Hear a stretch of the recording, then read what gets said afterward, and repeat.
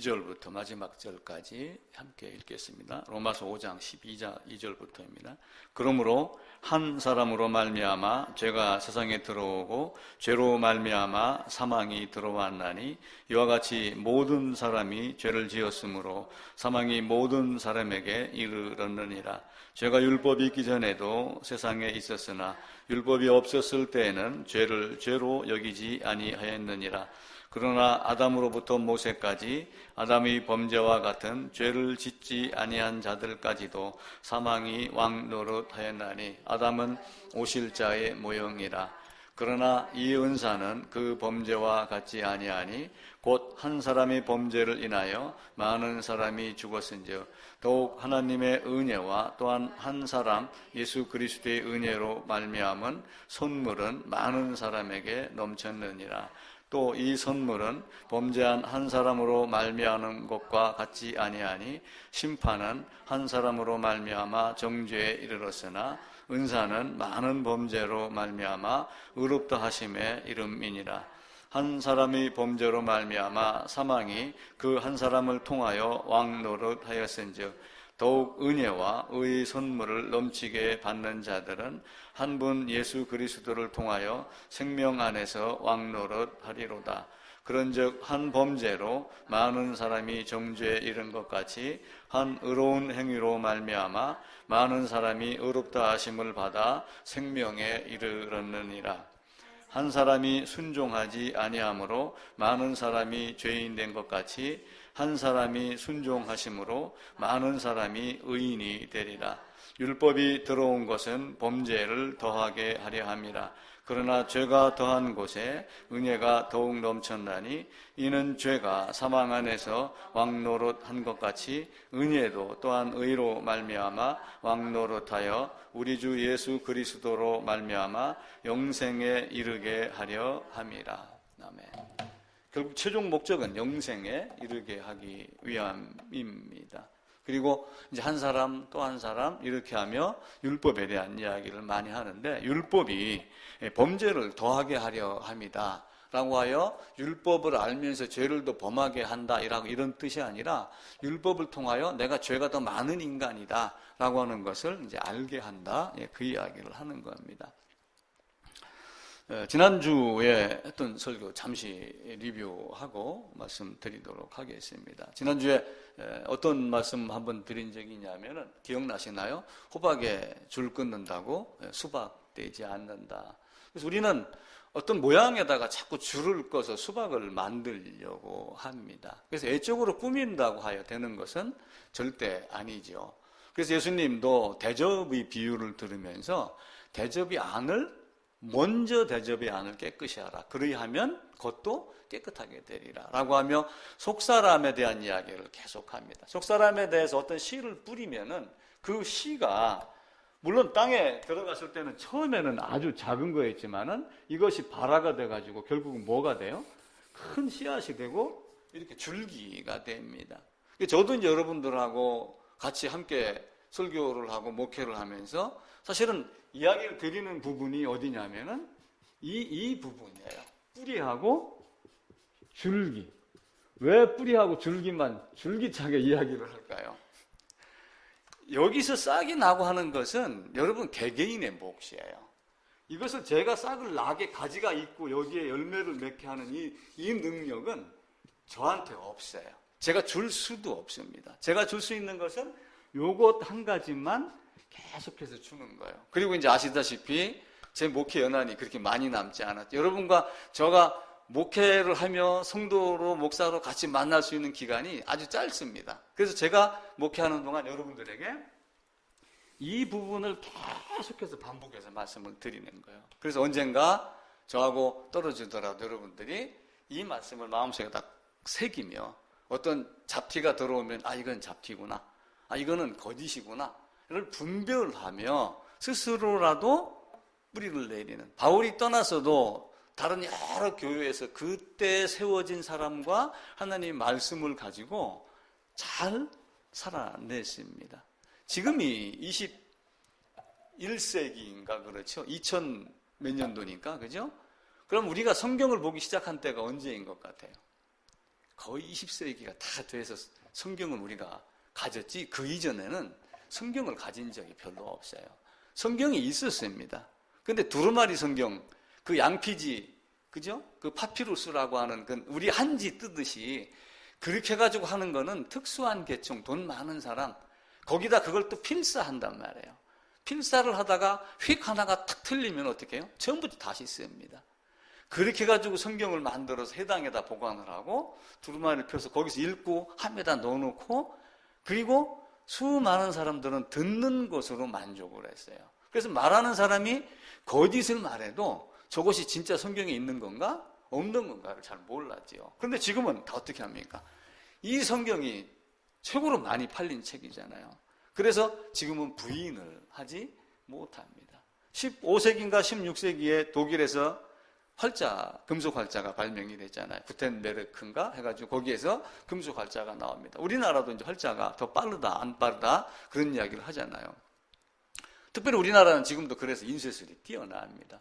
그렇게 해서 거의 20세기 거의 다 돼가지고 성경이 우리 손에 이렇게 들어오기 시작을 했어요. 우리나라도 1930 몇 년도 이런 때에 개혁성경이 한글로 나오고, 그 이전에도 한글 형셔이라고 하는 것이 있었지만은 특수한 계층, 몇몇 사람에게만 그런 것이 있었지 많은 걸 갖고 있지 않았어요.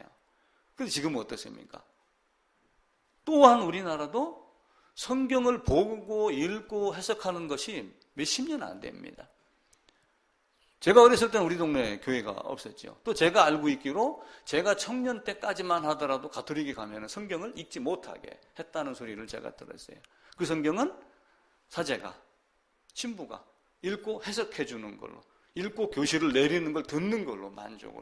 그런데 지금은 어떻게 해요? 누구나가 다 듣고 있잖아요.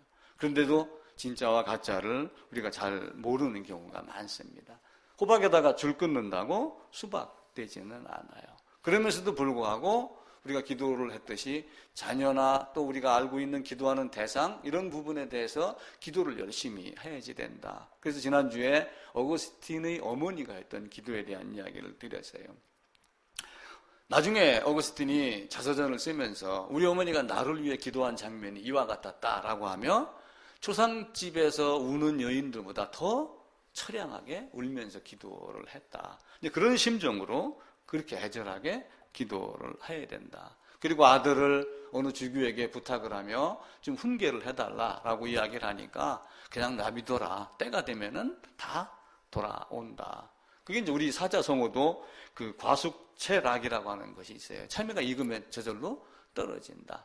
꽃도 떨어지면 뭐 어느 정도 익으면 열매가 그냥 떨어져서 또 나고 하듯이 그런 개념을 이야기를 해요.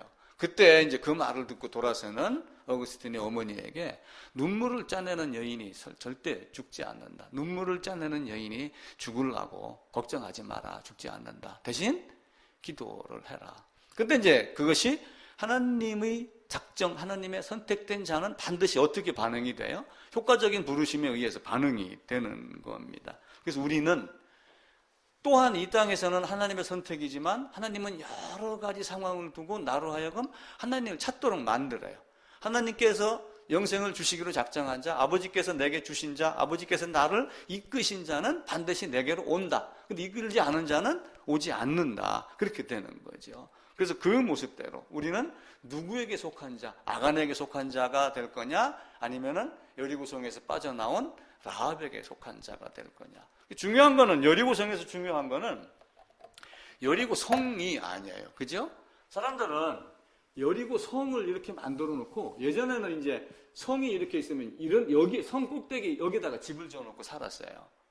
그래서 여리고성이 무너지고 할 때 또 멀리서 보기도 하고 이렇게 하죠. 그런데 이제 사람들은 뭘 자꾸 생각을 하냐면 여리고성 7바퀴 도는 거를 자꾸 생각을 해요. 7바퀴 도는 것. 근데 7바퀴 돌았다고 성이 무너졌을까요? 아니에요. 하나님이 무너뜨린 거예요. 근데 그냥 7바퀴 돌아라 라고 하신 것이지, 어쩌면은 네가 돌았기 때문에 무너진 거야 라고 하면 조금 자긍심을 주기 위한 것인지는 몰라요. 그런데 사람들이 이 7바퀴를 갖고 뭘 만들었어요? 이거 만드는 게 하나가 있어요. 7바퀴를 갖고 땅밟기. 이걸 갖고 땅밟기를 만들었어요.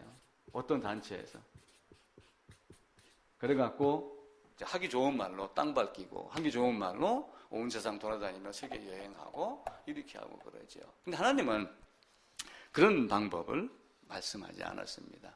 우리가 로마서를 읽었듯이 한 사람 아담 안에서 마지막 아담, 둘째 사람 예수 안에서 그 간극을 뛰어넘는 것, 내가 어떻게 해서 예수 안에 들어가 있고 어떻게 해서 아담 안에 있는가, 이걸 보아야지 됩니다.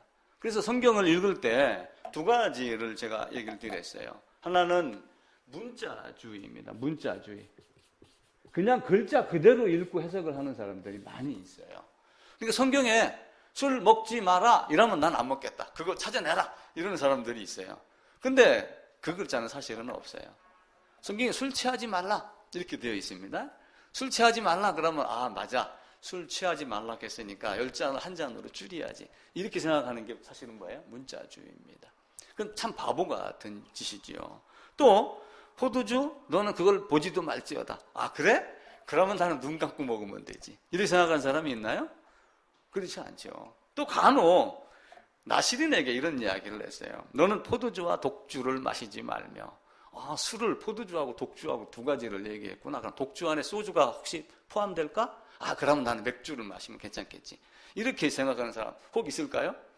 그 문자주의를 가지고 문자대로 해석을 하면 안 돼요. 그래서 어떤 걸 이야기를 하냐면 학자들이 이걸 말고 앞뒤를 보는 거예요.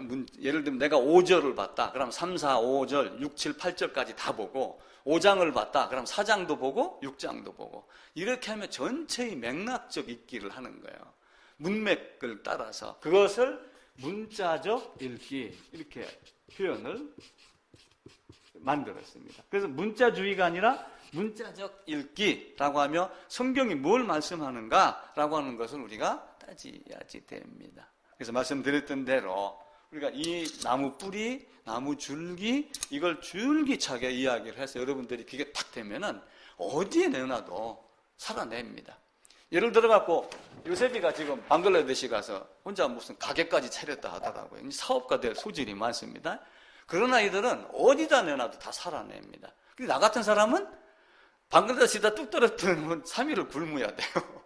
근데 그런 아이는 살아나요. 그게 뭐냐면 근본적으로 무언가가 되어 있으면 그렇게 되는 거예요. 그래서 우리도 뿌리가 무엇인가 줄기가 무엇인가 이 두 가지에 집중을 하고 가지 열매는 훗날 따지는 거예요. 그거는 여러분들이 스스로 뿌리를 내리고 그 뿌리가 민물을 찾고 샘의 그늘을 찾고 영양분을 찾아 뻗어나가기 시작을 하면 열매는 저절로 맺는다. 그게 하나님의 법칙입니다. 자, 지난주에 했던 이야기 다시 또 복습하며 설교에 들어가고, 오늘 설교 제목을 뭘 또 얘기를 했냐면은 정언명령을 이야기를 했어요. 정언명령과 반대가 되는 걸 뭐라고 그랬죠? 가언명령, 이렇게 얘기를 했습니다. 가언명령은 만약 혹은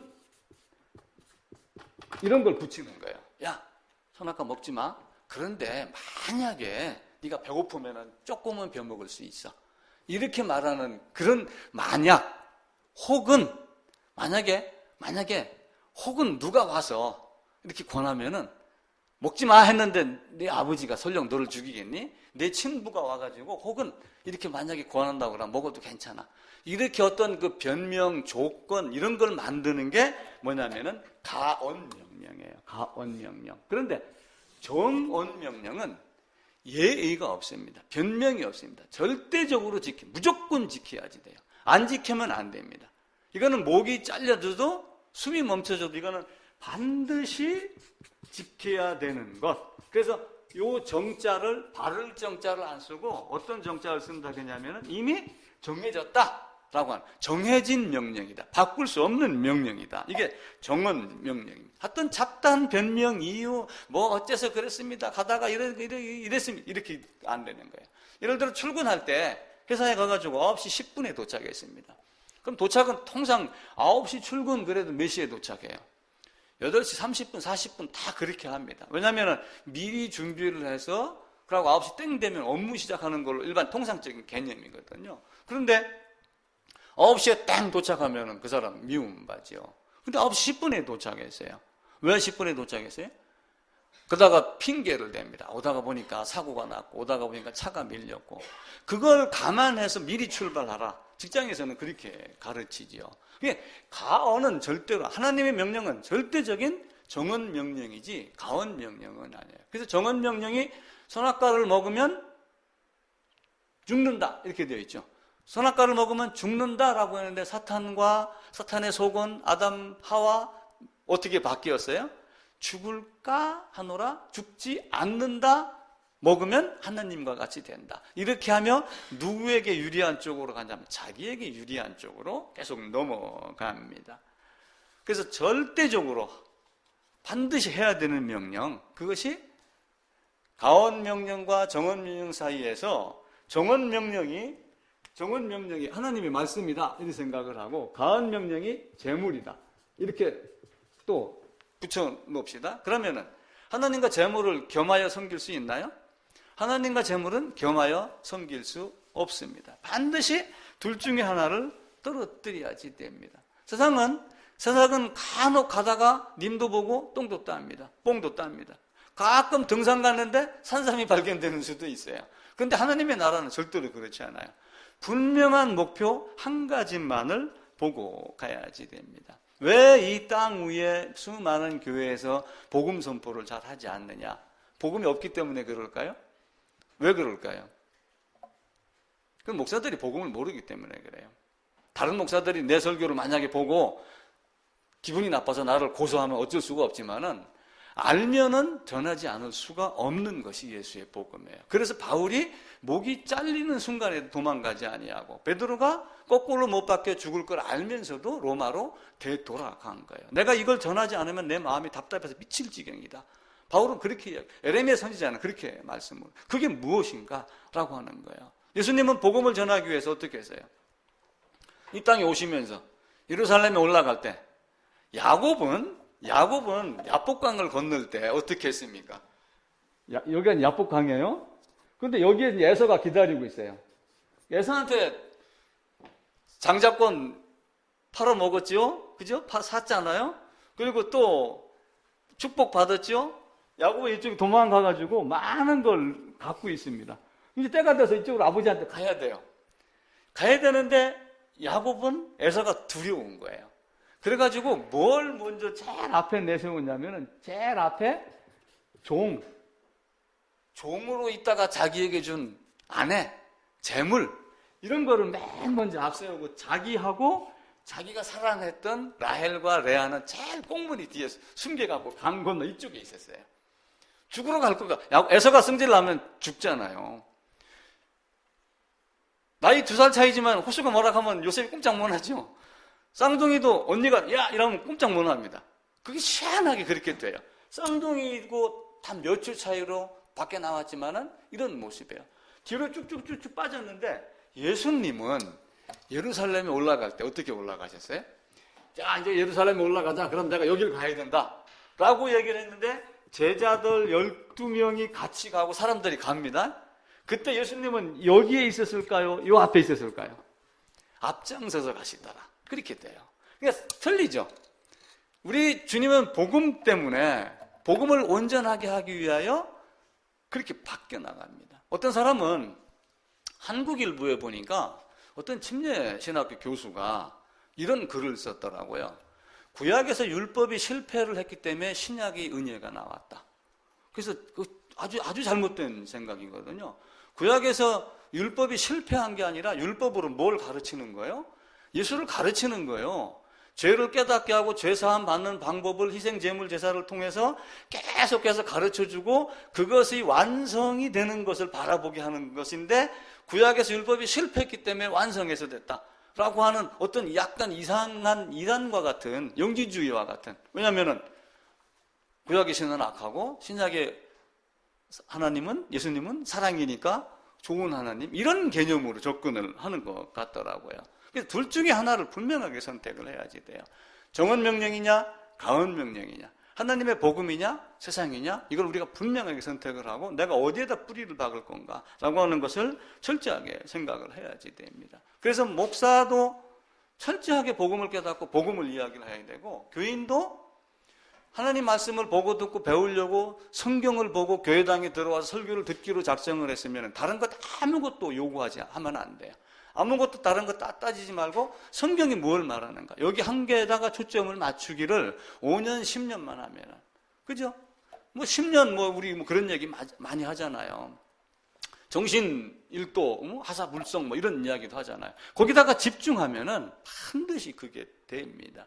또 그렇게 됐을 때는 사실은 누가 해주는 거예요? 하나님이 그렇게 해주기를 바라는 겁니다. 그래서 내가 하나님을 찾고 매달리고 하지만 또 한편으로 끝나고 나서 뒤에 보게 되면 하나님이 이렇게 하셨기 때문에 내가 그렇게 찾았구나 라고 하는 것을 우리는 알게 되는 거죠. 로마서 5장에서 한 사람으로 말미암아, 한 사람으로 말미암아, 한 사람으로 말미암아 죄가, 한 사람으로 말미암아 의가, 이렇게 말을 합니다. 나는 한 게 아무것도 없어요. 근데 어떤 한 사람 때문에 내가 죄인이 됐습니다. 나는 한 것이 아무것도 없는데 한 사람으로 말미암아 나에게 은혜를 베풀어 줬어요. 그런데 사람들은 그 은혜에다가 뭘 자꾸 집어넣냐면은 오직 은혜가 아니고, 오직 은혜, 예를 들면은 99%, 1% 나의 공로, 나의 열심, 나의 능력, 이렇게 해서 오직 은혜가 아니라 약간의 절반씩 타협하는 은혜. 그런데 한 사람 아담으로 말미암아 죄인 됐었을 때 그 죄인이 더 완벽하게 죄인 되려고 살인하는 사람 봤어요? 그런 사람은 없어요. 근데 왜 은혜에다가는 굳이 자기 열정을 집어넣고 자기의 힘을 부여해서 거기다가 더, 물론 은혜가 더 좋기 때문에 그 은혜를 더 완전하게 하고 싶은 그런 생각이 있어서 있겠죠. 그럼 아담이 범죄했었을 때 아담이 한 일은 뭐예요? 아담이 범죄했습니다. 선악과를 따먹었습니다. 그러고서 하나님의 소리를 듣고 나무 사이에 숨은 거 외에는 아무것도 한 게 없어요. 네 어디 있느냐? 벗은 게 두려워서. 누가 벗은 거 알게 해서? 자기 양심이 아는 거예요. 로마서 1장에 있는 대로 이미 양심에 그것이 쓰여져 있기 때문에 압니다. 돌판이 새겨져 있기 이전에 이미 율법이 있다는 걸 우리가 이해를 하셔야지 돼요. 돌판이 있기 이전에 율법이 없었다 하는 게 아니라 양심에 이미 새겨져 있던 것을 눈으로 볼 수 있도록 돌판에다가 새겨주고, 돌에다 새겼다는 것은 당시의 어떤 그 사상으로 영원히 없어지지 않는 것, 이렇게 따지는 거예요. 그래서 돌에다가 새기는 거예요. 예를 들어서 어느 분이 돌아가셨어요. 비석을 세웁니다. 비석에다가 적습니다. 야, 이 양반이 어떤 공로를 했다. 그럼 왜 비석에다 세워요? 종이다가 해갖고 그냥 쪽지도 안 붙여놓고 영원토록 그 사람을 기리고 싶은 거기 때문에 지워지지 않아. 근데 이제 1000년 지나고 2000년 지나면 사실은 풍상에 비석이 좀 없어지고 하긴 하죠. 근데 당시에 지금 많은 사람도 비석에다가 새기고 돌판에 새기면 없어지지 아니하는 것. 근데 아담은 이미 마음속에 있는 그 율법 때문에 죄인임을 알고 스스로 알고 숨고, 우리도 성경이 율법이 나로 말미암아 주어지기 이전에도 뭘 아는 거예요? 저도 예전에 태어나서 우리 동네 사방 몇십 리에 교회라고 하는 게 있는, 나는 교회라고 하는 단어를 몰랐어요. 그런데 내가 나쁜 짓 하면은 깨달아요, 안 깨달아요? 스스로 마음속에서 얼굴이 붉어져요, 안 붉어져요? 안색이 변합니까, 안 변합니까?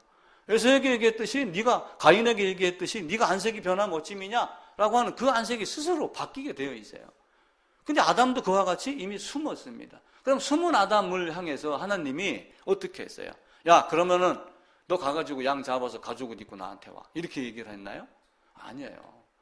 하나님이 어떤 방법으로 잡아줬는지 창세기 3장에서는 말씀하지 않지만 가죽옷을 지어 입히더라 라고 하며 하나님이 입혔고, 아담은 양이 죽는 걸 바라봤고, 양이 그 두려워 떠는 것 바라봤고, 양이 피를 흘리고 죽고 가죽이 쭉쭉쭉 찢겨 나가는 거, 살이 다 떨어져 나가고 태워지는 거, 그걸 바라만 본 거예요. 나 때문에 어떤 억울한 짐승 하나가 애매하게 죽어가는 것, 그거 한 가지만 본 거예요. 그런데 자기에게 온 게 뭐예요?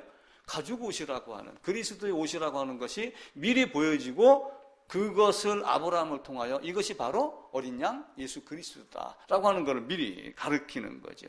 전류역정의 주인공도 마찬가지입니다. 내가 떠나야 돼. 나는 죄인이기 때문에. 나는 아담의 후손이야. 나는 아담에게 속한 자야. 그래서 나는 누구에게 들어가야 하냐면은 멀리서 오는 정탐꾼 그 두 명이 어떤 존재인가를 알고 하나님이 보낸 천사, 복음을 가진 자, 그 복음을 전하는 자, 복음의 말씀, 그것으로 받아들인 그 라합의 속한 자, 라합 안에 들어간 자가 됐었을 때 하나님이 나에게 축복이 주어지죠. 그러니까 전로 역정의 주인공은 그걸 찾아서 떠나는 겁니다. 2부에서는 이제 아내하고 가족이 다 떠나죠. 떠나는 1부에서는 가족은 남겨놓고, 왜냐하면 떠나기 싫어했잖아요. 여긴 장망성이야. 그러는데 그걸 제대로 이해했나요? 이해하지 못하고 거부를 했습니다. 나는 장망성이고 나는 죽어야 될 죄인이고 앞으로 이렇게 심판이 있을 것이고, 그래서 우리가 전로 역정을 얘기하면서 제가 이 이야기를 몇 번 반복을 드렸어요. 왜 성경을 보느냐? 교회 왜 오느냐? 죄인 때문에 온다. 이거 한 가지가 분명해야지 돼요. 만약에 그게 아니고 다른 목적으로 위로를 얻고 찬송가 들으면 마음이 좀 편하고 찬송가를 부르니까 나도 모르게 눈물이 나고 하는 이것 가지고 쏘으면 안 된단 말이에요. 그 전로 역정의 주인공 마냥 나는 죄인이다. 나는 반드시 심판받아야 되고 영원한 형벌 그 유황불에 소금이 불로 치듯 따다닥 튀면서 죽지 않는, 지렁이도 죽지 않는, 구더기도 죽지 않는 그 영원한 고통 속에서 내가 벗어나기 위함이다. 그래서 나는 시온성을 향해서 간다라고 하는 거예요. 그것이 우리에게 됐을 때 우리는 첫사람 아담과 마지막 아담 두 상태에서 확인을 해야지 됩니다. 앞으로 가셔가지고 누가복음 한번 보겠습니다. 누가복음 3장입니다. 지난주인가 한번 이 본문 했었는데 찾아보지는 않았는데 누가복음 3장 23절입니다. 93쪽입니다.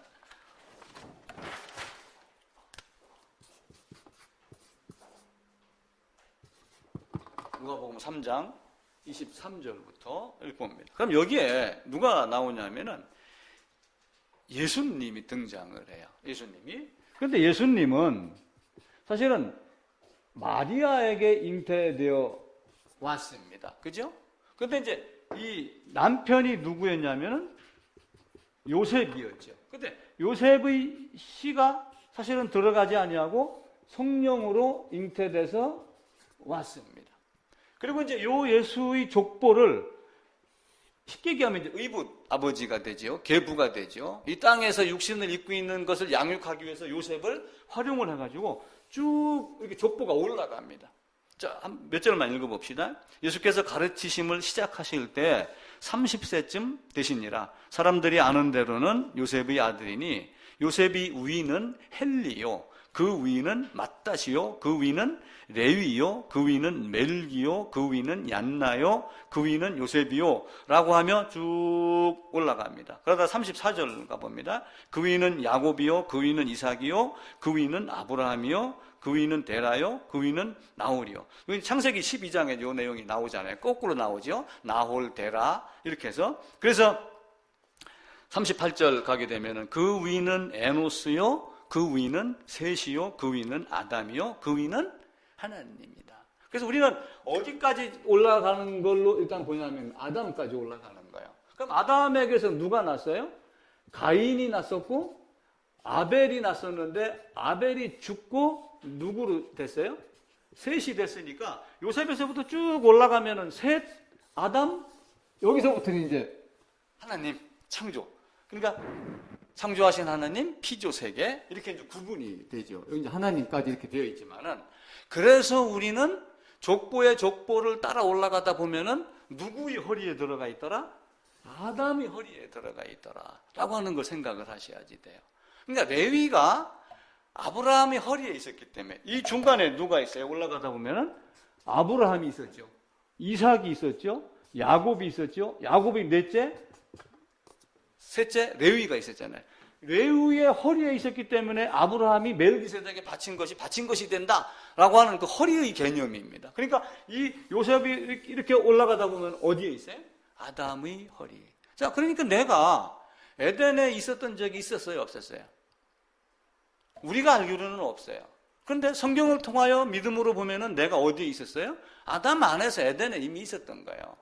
그래서 에덴에 있었으며 아담이 범죄할 때 아담 안에서 범죄한 나라고 저는 표현을 한 거예요. 왜 그런가? 여러분, 잉태하는 걸 가만히 봐보세요. 잉태를 하면 바울은, 에레미야는 무슨 얘기를 했냐면 어머니의 태중에서 나를 택하였다. 이삭은 리브가가 잉태를 했습니다. 근데 잉태를 했는데 뱃속에서 서로 싸웠어요. 이미 생명이 있어요, 없어요?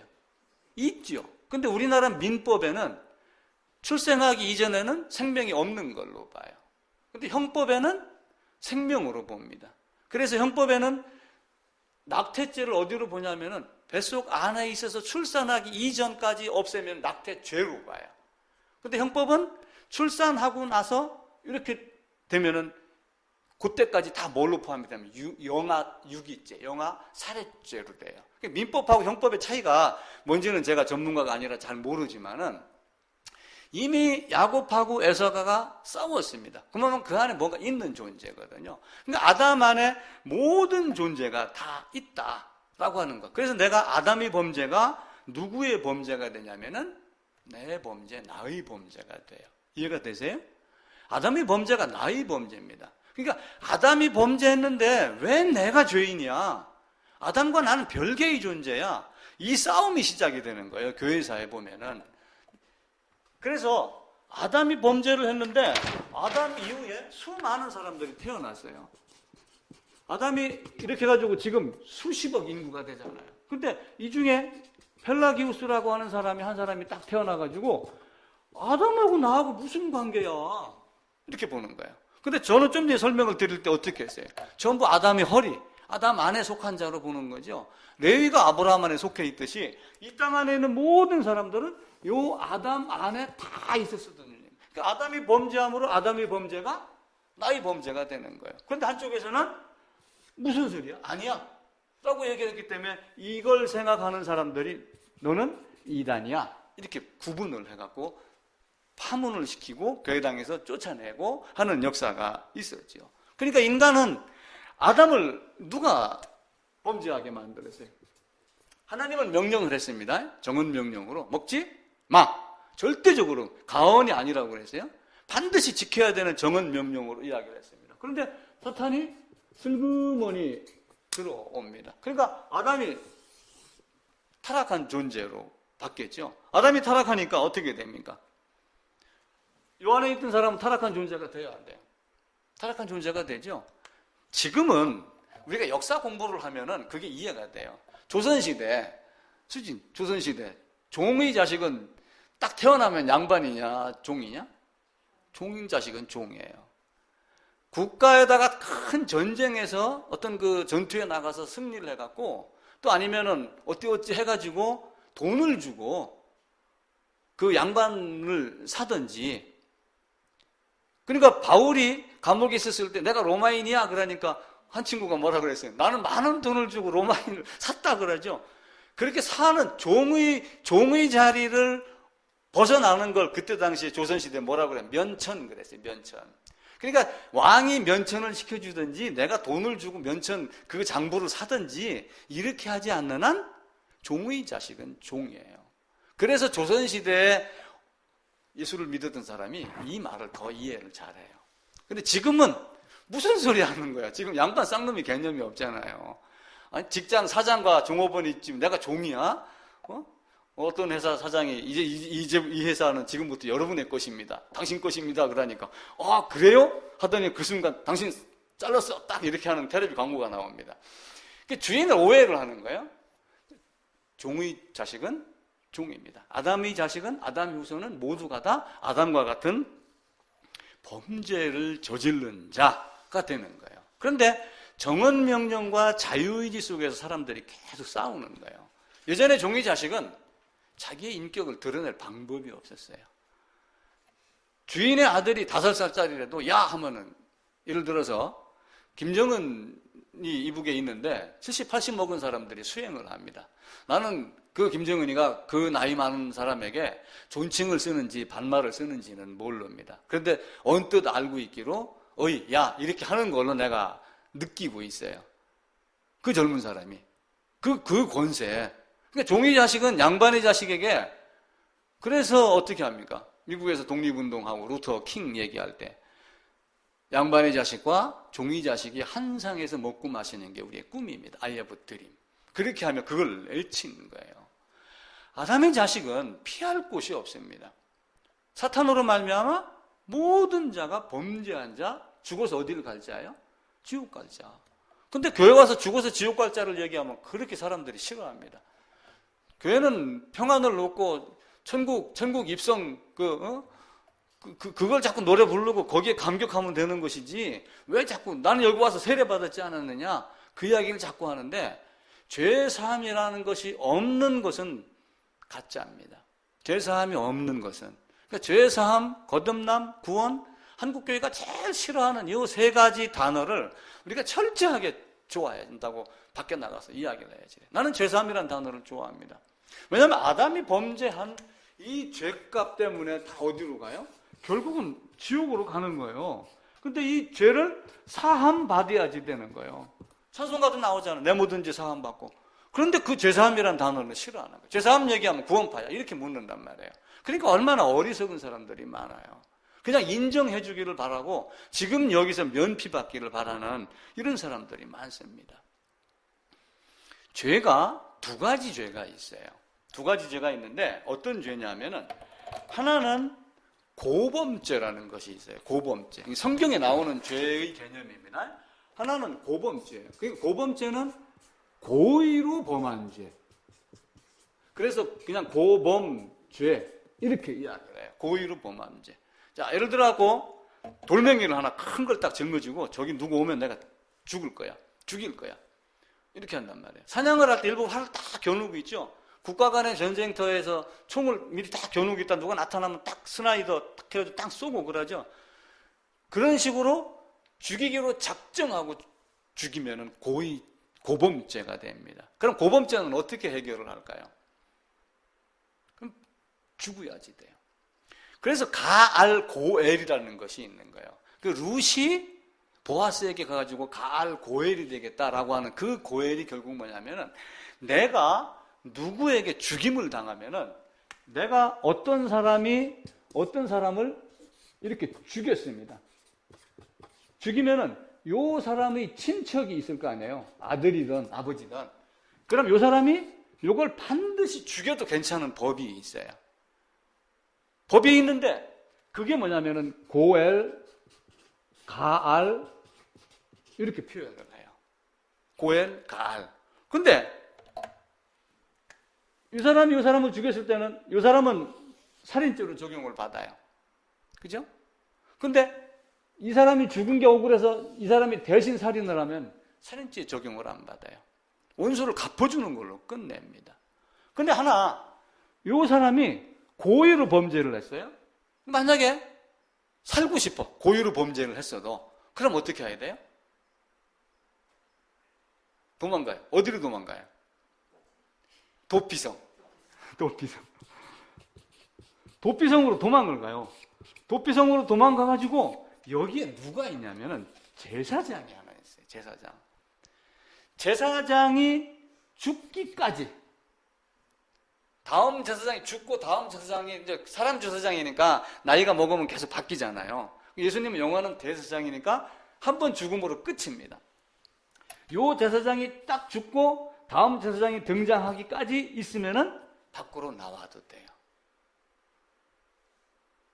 그게 법칙이에요. 그러니까 이스라엘에는 어떻게 뒀냐면은 도피성을 이스라엘이 지중해가 이렇게 있고 이렇게 있으면은 여기 요 꼭대기 하나, 요쪽 여기 해갖고 도피성을 6개를 뒀어요.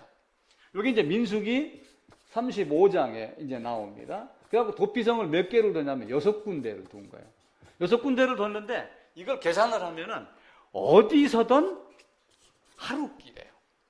그리고 신명기에는 도피성으로 살인한 자가, 그러면 이거 쉽게 얘기하면 살인한 자는 뭐예요? 때려 죽일 놈이잖아요. 이 사람을 잘 숨겨주면 어떻게 돼요?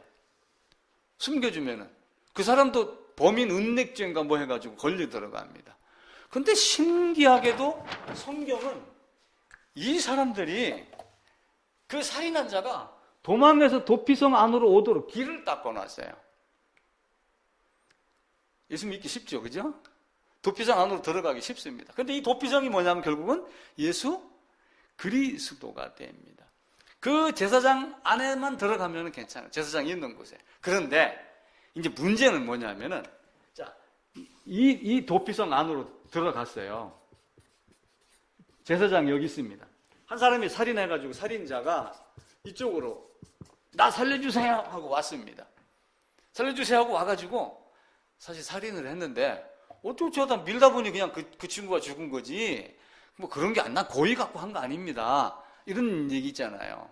얼마 전에 아파트에서 그 뭐 이만한 돌덩이인가 뭐가 떨어진 적이 있었어요. 그 보니까 7살 꼬맹이가 했더라. 그런데 천안에서 뭐가 떨어지면 칼이 한 번 또 떨어졌어요. 그런데 마침 그냥 다른 데 꽂히고 사람이 안 다쳤어요. 그러고 또 경찰이 가서 또 조사를 했는데 그 아파트가 신축 아파트며 막 이사를 오는 중이었답니다. 몇 집이. 그러니까 이사를 와가지고 뭘 했냐면은 이제 짐을 막 싸가지고 가방 안에다 이것저것 막 집어넣는 거예요. 대충 꺼내고 다 된 줄 알고 털었는데 그 가방 안에서 뭐가 나왔어요? 칼이 나와 떨어진 거예요. 그 사람이 이랬습니다 라고 해도 경찰이 고의가 아니었다, 고의성이 없었다. 그거 보고 이제 고의성이 없었다는 얘기를 부지 중에 지은 죄, 악의를 품지 않은 죄, 악한 마음을 품지 않은 죄. 그래서 사람도 다치지 않았고 그러니까 사건 종결을 하겠다. 조금만 더 조사를 해보고 그렇게 이야기를 했어요. 자, 그런데 이 사람이 가가지고 이제 이야기를 합니다. 그러면은 여기서 제사장이 또 이 주위에 뭐 장로들도 있고 여럿이 있을 거 아니에요. 그러면 여기 범인이 들어왔을 때 도피성 안에만 들어오면 무조건 살려주나요? 무조건 안 살려줘요. 증인 2명 혹은 3명. 그러니까 이미 BC 2000년도 넘어가 그 이전에 배심원 제도가 있었던 거예요. 우리나라는 이제 그걸 시작을 하잖아요. 그러니까 우리의 민주주의가 예전과 같지 않은 거예요. 그 배심원 제도 신명기 한번 찾아봅시다. 신명기 19장입니다.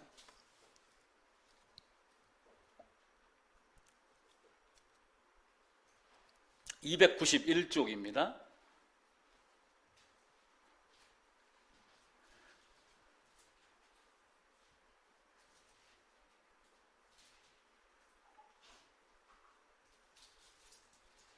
이제 고범죄는 이제 이해가 됩니다. 민수기 35장에서 다시 찾아볼게요. 이제 부지 중에 지은 죄입니다. 부지 중에 지은데 19장 5절입니다. 291쪽. 가령 사람이 그 이웃과 함께 벌목하러 삼림에 들어가서 손에 도끼를 들고 벌목하려고 찍을 때 도끼가 자루에서 빠져.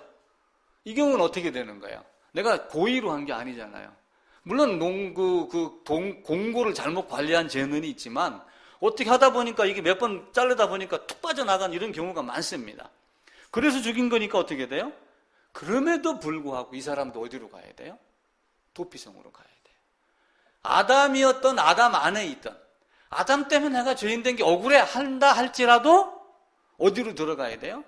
도피성으로 들어가야 돼요. 그러니까 아담 안에 있는 모든 존재는 나는 아담하고 관계없어 라고 설령 말을 한다 할지라도 다 도피성 안으로 들어가야 돼요. 이 세상에는 모든 사람은 예수 그리스도 안으로 들어가서 예수 그리스도에게 피하지 않으면은 다른 방법이 없어요. 그리고 죄 없다, 죄 안 졌다라고 하는 사람들은 도피성 밖에 있는 거예요. 그 세상에 종류 여러 사람들이 있죠. 그래 내가 맞아 죄인이야. 교회 오는 사람은 그래도 내가 맞아 죄인이야.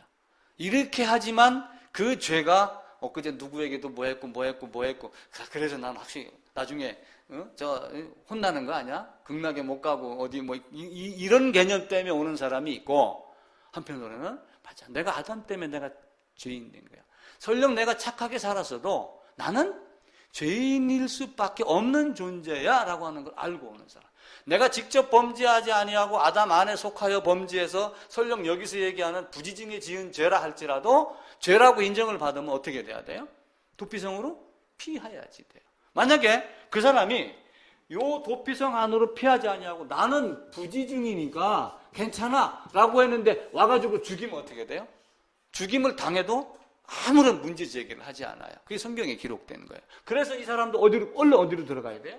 예수 안으로 들어가. 내가 양의 문이니 양으로 들어와라. 요 안으로 딱 들어가야 돼요. 그런데 문제는 여기 들어온 사람이든 요 사람이든 다 뭐가 필요하냐면은 너 왜 그렇게 했어? 사실 여부를 따져보는 거예요. 하나님 앞에 가면은 우리는 아무것도 안 할 것 같죠? 물론 이 땅에서 심판을 이미 받는 겁니다. 죄값을 치르는 거듭난다 하는 이야기가 냉철하게 따지면은 생명책에 기록된 자는 갑니다. 그런데 행위에 따른 여러 가지 이런 복잡한 것들이 있기 때문에 우리가 잘은 모르지만 하나님 앞에 가면 다 나름 심판을 받습니다. 죄가 있느냐 없느냐, 또 네 행위가 깨끗했느냐 덜했느냐, 스스로 부끄러움이 심판이 될 수도 있겠죠. 그런데 반드시 뭐가 들어가냐면은 거기에 두세 증인이 들어갑니다. 자, 19장 아까 읽었던데 11절 봅니다. 11절. 그러나 만일 어떤 사람이 그의 이웃을 미워하여 엎드려 그를 기다리다가 일어나 상처를 입혀 죽게 하고 한 성읍으로 도피하면 그 성읍 장로들이 사람을 보내어 그를 거기서 잡아다가 보복자의 손에 넘겨 죽이게 할 것이라. 여기로 왔는데도 고범죄를 지은 자는 이 안에 피신했는데도 도로 어떻게 해요? 잡아다겠지. 악독한 자. 나는 죄를 졌습니다 라고 하여 살고는 싶지만 사실은 뭐예요? 악한 마음을, 악의를 갖고 있는 거예요. 그 악의를 갖고 있던 대표자가 누구냐면 사탄이 되는 거죠. 그리고 끝내 부지 중에 지은 죄라 할지라도 그 악의에게 속한 자, 거기에서 벗어나지 못하면은 결국은 다 어떻게, 죄에 있는 자는, 그런 악한 마음을 가진 자는, 회개하지 않는 자는 어떤 방식으로든 예배당 안에 들어와서 주여 삼창을 한다 할지라도 그는 성경의 율법이 죄로 몰아서 어디로 끌고 가요? 도로 살인자에게 내어줘서 죽게 만듭니다. 그리고 그 사람이 말하는 것이 진짜 나는 고의가 아니고 부지중해졌습니다 라고 얘기를 했을 때 그걸 확인을 한단 말이에요. 앞으로 민수기 앞으로 넘어가가지고 35장입니다. 민수기 35장에 보면은 257쪽입니다.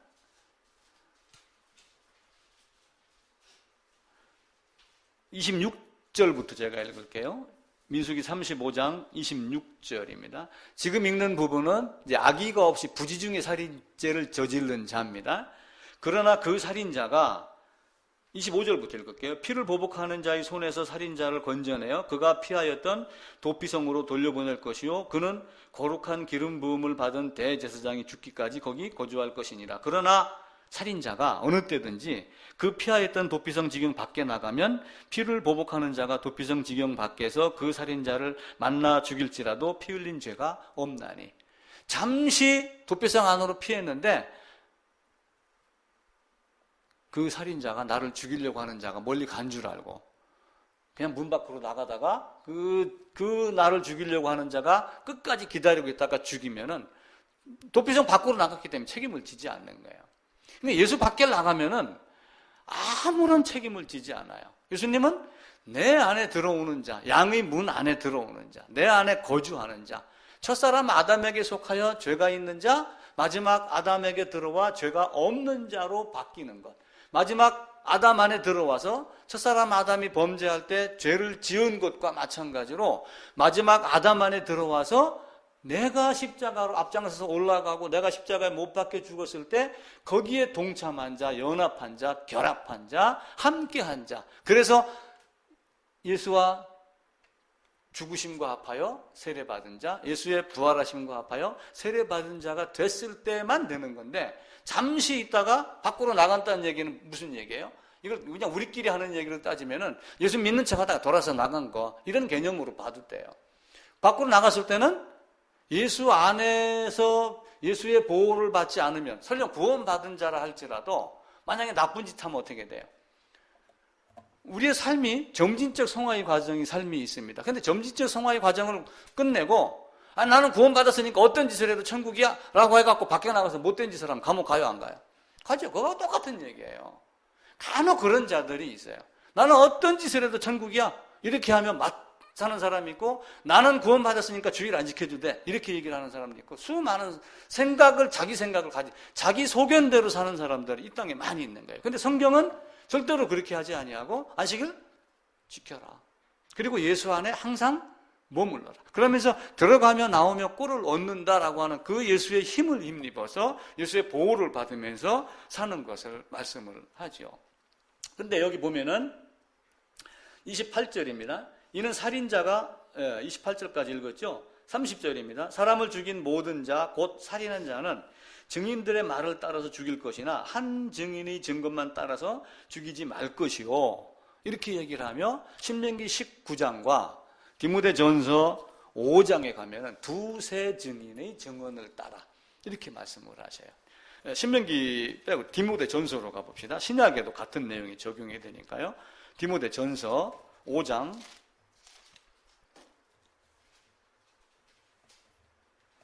19절입니다. 341쪽입니다. 장로에 대한 고발은 두세 증인이 없으면 받지 말 것이요 라고 하며, 그냥 한 사람이 어떤 혐의로 고발을 한다고 하는 것이 아니고 그것이 사실인지 아닌지 알아본다는 얘기예요. 그리고 이제 그 내용이 다시 신명기로 가게 되면은 신명기 10 몇 장이라고 그랬죠 아까요? 민수기 신명기 19장에 보면은 신명기 19장 15절에 사람이 모든 악에 관하여 또한 모든 죄에 관하여는 한 증인으로만 정할 것이 아니요 두 증인의 입으로나 또는 세 증인의 입으로 그 사건을 확정할 것이며, 이렇게 하며 반드시 증인에 대한 이야기를 합니다. 그러니까 물론 우리는 하나님 앞에 가면은 나를 죄 있다 없다 증언하실 분이 있죠. 누구예요? 우리 주님이죠. 근데 그 주님도 삼위일체 하나님입니다. 오셔서 직접 예수 안에 내가 있었는가 없었는가를 아시는 우리 성자 하나님, 그걸 깨닫게 해서 알게 해주시는 성령 하나님, 그리고 아버지께서 이끌어갖고 나로 하여금 예수 안으로 들어가도록 보내는데도 불구하고 간 자가 있고 가지 않은 자가 있겠죠. 물론 이끌고 가게 했으면 반드시 가지만, 그럼 결국은 내가 어디에 있다라고 하는 그 위치를 아시는 분이 사실은 누구예요? 성부 하나님도 알고 계시고 성자 하나님도 알고 계시고 성령 하나님도 알고 계세요. 그리고 또 예를 들어서 아니 같이 심판받으러 온 쟤한테 물어보세요. 그런데 쟤 죄졌어요. 그렇게 얘기 만약에 한다라고 그러면은, 여러분 법정에 가가지고 여러 명이 가서 이야기한다고 할 때 어떻게 합니까? 세상 법정은 만약에 네가 미리 죄를 자백을 하고 주위에 있는 범행을 네가 고백을 하면 내 죄를 경감시켜 줄게, 이런 제도가 있죠. 용어는 잘 모르겠습니다. 그래가지고 미리 가서 부는 사람이 있어요. 내 죄는요, 누가 가서 고발을 하든 간에 다 드러납니다. 야, 이거 너하고 나만 아는 거야? 그러는데 밤에 돌아다니는 쥐도 알고 낮에 하면 새도 알고, 그리고 이거는 하늘과 땅만 아는 거야. 그런데 사실은 하나님도 알고 모든 게 다 알고 있는 거예요. 피할 길이 없어요. 하나님은 도피성으로 들어가는 자, 들어가지 않는 자, 그리고 고범죄를 지은 자나 부지 중에 지은 자나 다 도피성 안으로 피했을 때만. 그래서 구약의 율법이 실패한 것이 아니라 구약의 율법에서 예수 그리스도에 대해서 철저히 가르쳐 주는 겁니다. 고범죄냐 부지 중에 지은 죄냐 두 가지 따질 필요도 없이, 너는 설령 나는 얼떨결에 죄인 됐습니다, 그러니까 그냥 이렇게 깨끗이 개과천선하고 살면 되잖아요. 이렇게 했다 할지라도 너는 도피성 안으로 들어가야지 돼, 이렇게 따지는 거예요. 하나님은 우리에게 그렇게 얘기를 합니다. 우리 인간은 첫사람 아담 안에 있는 나 이건 몰랐어, 이렇게 얘기하면 어떻게 돼요? 나 몰랐어. 여성들 아기 잉태를 합니다. 리브가가 뱃속에서 아기들이 막 싸우는 걸 느꼈어요. 3달, 4달 되면은 아기가 배를 차요. 뭐 이런 얘기 하죠. 그럼 생명이 움직이는 거 알아요, 몰라요? 알아요. 근데 만약에 엄마가 낙태를 하러 간다고 그럽시다. 그럼 어떻게 돼요? 아기는 자기 의사에 반해서 가는 거잖아요. 갑자기 교통사고가 나가지고 엊그저께 뱀에게 물린 엄마가 젖을 먹고 아이가 죽었어요. 아이한테 무슨 죄가 있어요? 엄마 젖 먹은 것밖에 없잖아요. 그런데 엄마가 뱀에 물려 독을 품고 있기 때문에 그 독이 누구에게로 간 거야? 뱃속의 아기, 아담 안에 있는, 아담의 허리에 있는, 아브라함의 허리에 있는 모든 레위뿐만이 아니라 수많은 사람들 다 내가 원하지 않았는데 그렇게 됐음에도 불구하고 그것을 인정을 해야지 되는 거예요. 그 아기는 얼마나 억울했겠어요. 야곱과에서 아니 내가 그래 될 줄 하나님 어떻게 합니까? 왜 당신이 미리부터 에서 너는 이래 되고 야곱은 너는 이래 되고 라고 하는 걸 미리 정해놓습니까? 이렇게 얘기하면 기분 나빴겠죠. 근데 그걸 어떻게 해요? 내가 할 수 없는 고난이에요. 사람들은 내가 무엇인가를 자꾸 할 수 있다고 생각을 해요. 그래서 하나님이 정언 명령해 놓은 것과 또 뭐하고 싸우냐면은 내 자유의지하고 자꾸 싸우는 거예요. 그래서 이 자유의지를 제가 뭐라고 얘기를 했어요? 내 마음대로 하는 자유의지가 아니라 하나님 뜻대로만 움직여줘야 되는 정언 명령에 반드시 순종해야 되는 의지가 결국 뭐예요? 자유의지다. 그런데 사람들은 자유의지를 내가 뭔가 할 수 있는 것으로 자꾸 생각을 한단 말이에요. 그게 아니에요. 자유의지는 인간이 할 수 있다라고 하는 그 개념으로 성경을 보면은, 물론 인간은 짬뽕도 짜장면도 내가 골라 먹을 수 있죠. 때로는 이 회사 갈까 저 회사 갈까, 성적이 나쁘면은 아무 데다 넣어주기만 하세요지만 성적이 좋으면은 A 대학교 갈까 B 대학교 갈까 A 회사 갈까 B 회사 갈까 내가 선택했습니다 이렇게 하지만, 하나님의 정언 명령은 그게 아니고 반드시 그대로 지켜야 하는 의지가 뭐냐면 자유의지란 말이에요. 여러분, 자녀가 예를 들면 너 인마 군대 간다고 군대 가서 술 먹고 그러지 마, 그러면 그건 무슨 명령이에요? 정언 명령이에요? 가언 명령이에요? 야, 군대 가면은 중대장이 뭐 회식한다고 뭐 위하여 할 때는 어쩔 수 없지, 그런 가언 명령이 아니에요. 지킬 수 있으면 지켜라, 지킬 수 있으면 만약 이게 개념이 아니라 반드시 지켜라, 그 얘기예요. 그러니까 신앙을 가진 자들이, 예를 들어서 잘못된 표현 그 사례지만은, 여호와의 증인이 총으로 사람 쏴 죽이는 건 맞지 않다, 살인하지 말라, 국가 간의 전쟁 이거 옳지 않다, 그래서 나는 총 쏘러 군대 못 간다, 감옥에 가더라도 안 가는 친구들이 있잖아요. 그러면은 신앙을 가진 자가 군대 가서 중대장이 야 회식 이렇게 해가지고 브라보, 군대니까 어쩔 수 없어, 이 가언 명령이 쏘고는 안 되는 거예요. 그걸 안 하는 사람들이 있다고 그러잖아요. 많습니다, 그렇게 안 하는 사람들이. 그래서 첫째 아담, 둘째 아담, 내 가치에 따르면 안 된다는 거예요.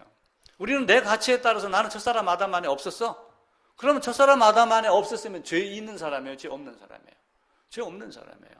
그리고 펠라기우스, 알미니우스 어떤 얘기를 하냐면, 펠라기우스 같은 경우는 특히 나는 옆에 사람이 나보다 먼저 나와서 죄를 짓는 그 사람 때문에 죄 영향을 받아서 내가 죄를 진 거지, 나는 죄인의 자식은 아니야 라고 얘기를 한단 말이에요. 근데 하나님은 어떻게 해요? 네가 그래? 그래도 너는 도피성 안으로 들어가야 돼. 고범죄와 부지 중의 예를 들어서 그렇게 설명을 해요. 그런데 인간은 정언과 자유의지를 갖다 놓고, 이 자유, 예를 들면 정언 명령을 원칙이다라고 가정을 해보세요. 원칙. 배가 움직여요, 등대가 움직여요? 배가 움직이잖아요. 등대는 고정입니다. 배가 움직입니다. 이걸 따라가지고 원칙이 있고 뭐가 있냐면 가치가 있어요. 이거는 불변의 진리입니다. 근데 가치는 뭐예요? 그때그때 상황에 따라서 달라요.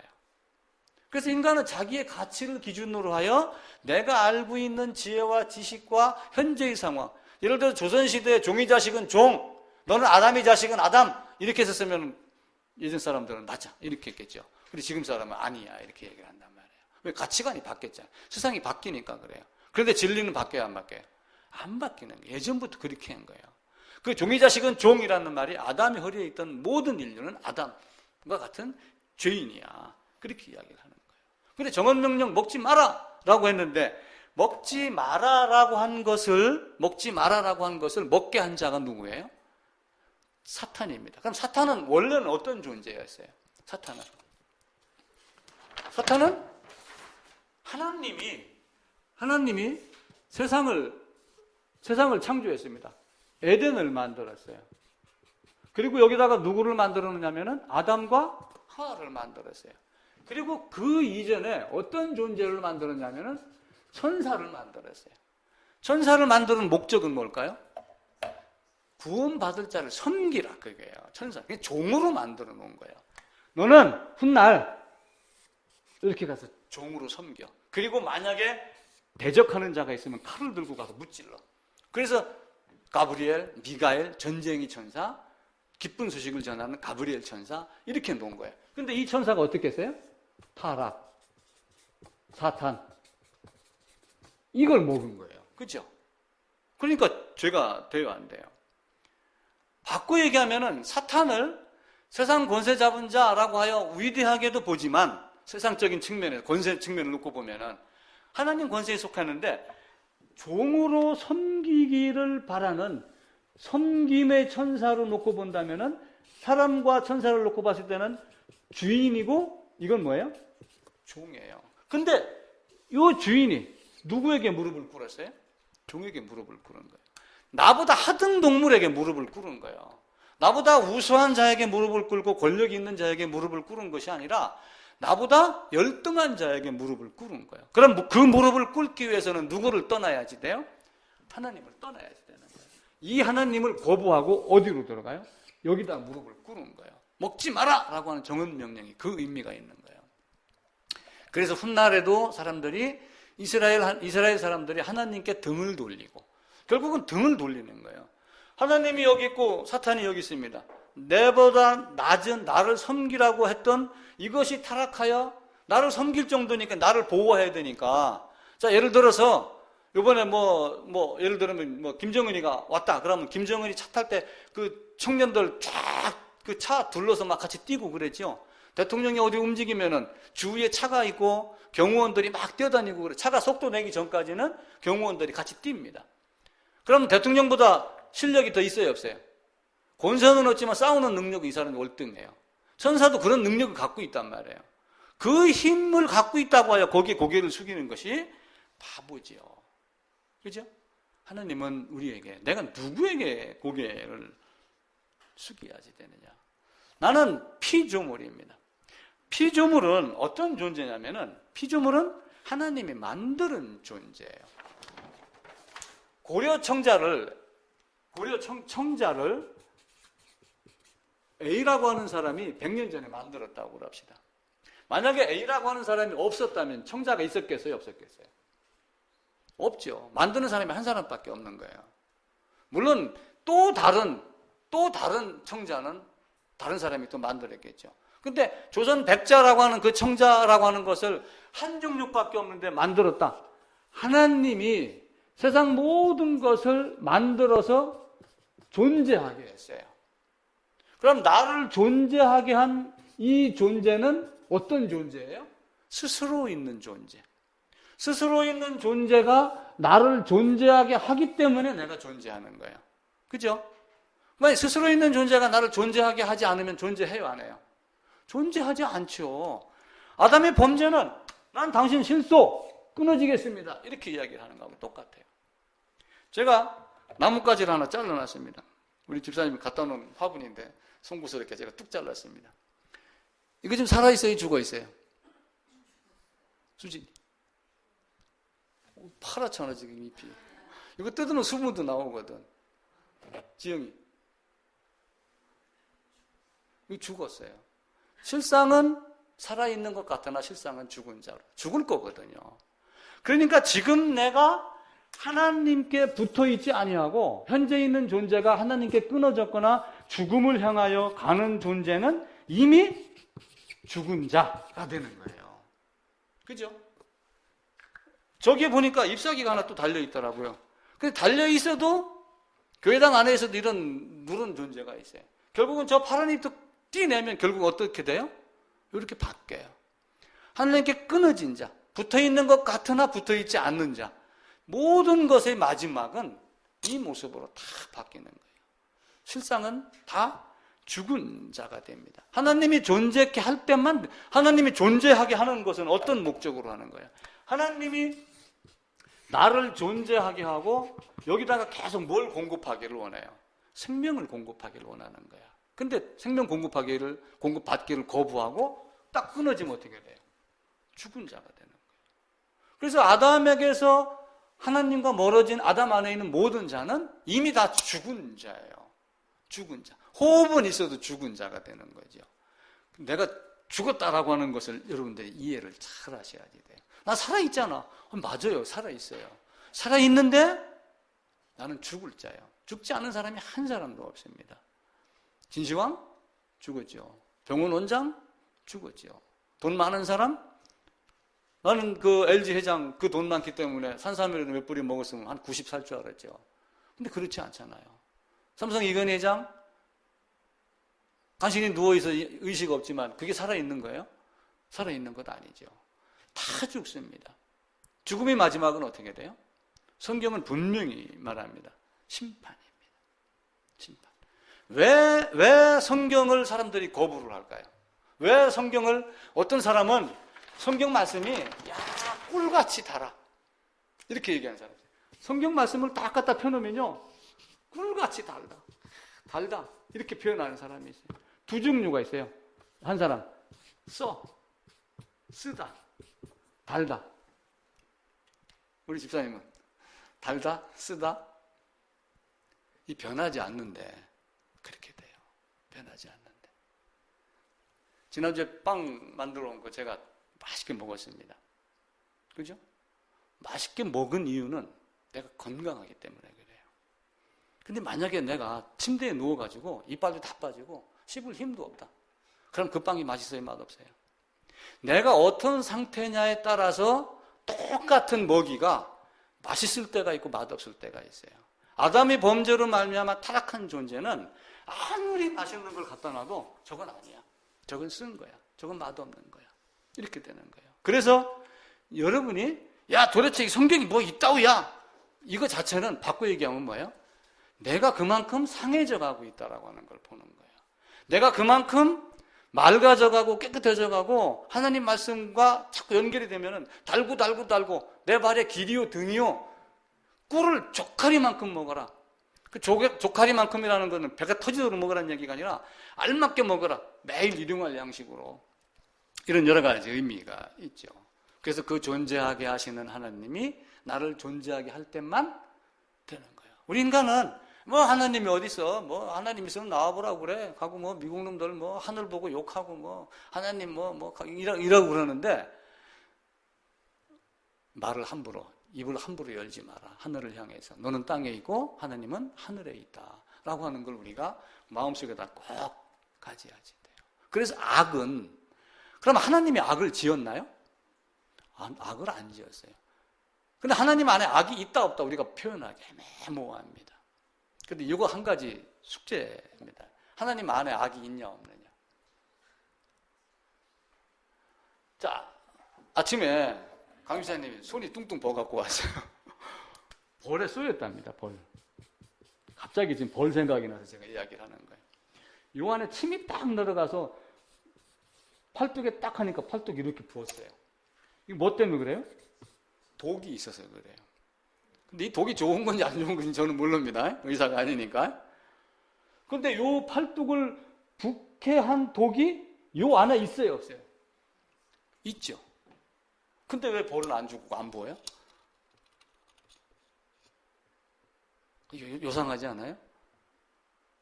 아니, 뱀이 물면은 뱀의 침에서 독이 나온다고 그러죠. 그럼 뱀은 맨날 침 흘리고 다니며 독을 물고 다니는데 왜 뱀은 독으로 안 죽을까요? 하나님에게 악은 없지만 하나님을 떠난 자에게는 악의 심판이 있어요. 저는 그 개념을 정확히는 모르지만은 이렇게밖에 설명을 못 하겠어요. 여러분, 악을 하나님이 만들지 않았어요. 근데 하나님에게 없는 것이 없어요. 하나님은 스스로 선한 분이고 스스로 충족하신 분이에요. 여러분, 하늘에게 영광의 박수 올려드립시다. 이거 없어도 하나님은 영광 받으시는 분이에요. 그죠? 우리에게 하나님께 기쁨의 박수를, 내가 박수 안 쳐도 하나님은 기쁘신 분이에요. 하나님은 아무도 없어도 외롭지 않아요. 그 하나님을 향하여 인간이 자유의지, 자기 생각, 자기 지혜로 온갖 것을 만들어서 이렇게 하는데 그 이유는 아담에게서 떨어진 자가 되기 때문에 그러는 겁니다. 그 자존하시는 하나님, 하나님이 존재하게 할 때만 존재하는 하나님을 떠나서 하나님을 아무리 탓하고 욕한들 이 빵이 맛있고 맛없고는 내 상태에 따라서 그렇게 되는 거예요.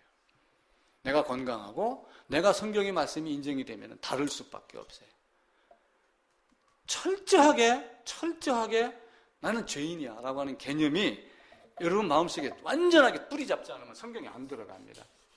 이거 분명하게 하셔야 돼요. 제가 시작하면서 그 말씀 드렸죠. 우리가 자꾸 얘기하는 이거 지금 뿌리 얘기하는 거다. 요 줄기, 가지하고 이거는 열매는 나중에 당신들이 맺어라. 근데 이 사지 잘못하다 훗날 뿌리가 흔들흔들 할 때가 있다니까요. 제 말 잘 듣고 마음속에 새겨서 절대 흔들리지 않는 믿음을 가져야지 됩니다. 왜 죄 용서함 받았는가? 그 개념을 맞아 예수님이 죽어서 내 죄 용서됐어 이렇게 초등학교 1학년 유치원생 같이 애우는 그게 아니고 그걸 수학 공식같이 풀어내란 말이에요.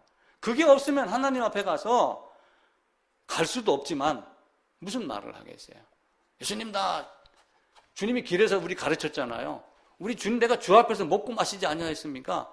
이렇게 얘기한다. 하나님이 내가 너를 도무지 알지 못하느라 약한 존재더라 떠나가라 이렇게 이야기를 하잖아요.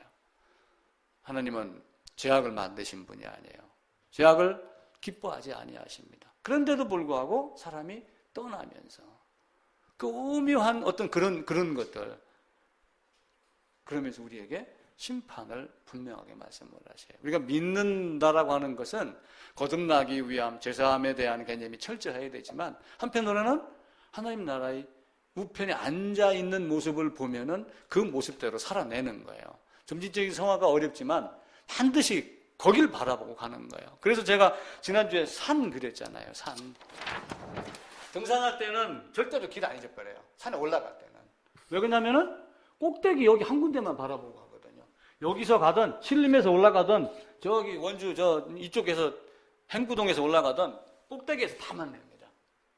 우리가 보기만 하면 돼요. 그래서 이 꼭대기 하나님 우편에 안침받은 예수 안에서 에베소서에 있는 말씀 그걸 보고 가면은 실패하지 않아요. 근데 왜 내가 여기 앉혀졌는가? 라고 하는 것을 이 십자가를 통해서 아담의 죄와 첫사람 아담과 마지막 아담 이런 모습을 보는 거예요. 근데 이제 그런 것만 안 보고 왜 사랑이 하나님인데 뭐 매가 있어 때려 죄가 있어 뭐 왜 악이 나와서 악은 누가 만들었어 이런 것 갖고 따지지 말란 말이에요. 죄에 대해서만 따져요. 죄. 그러면 반드시 해결점이 나옵니다. 이걸 안 하고 예수님이 내 죄가 써가지고 예수님이 우리 영접하는 자 그 이름을 믿는 자라고 하는 그 말만 취하고 나머지 학문으로 연구하는 그런 거는 믿음이 아니에요. 신앙이 아닙니다. 학자죠. 신학자입니다. 신학자 중에도 예수 안 믿는 사람들 많아요. 여러분 그걸 아셔야지 돼요.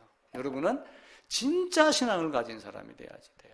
그냥 모여서 찬송하고 기분 좋고 즐겁고 그런 개념이 빨리 벗어나야지 됩니다.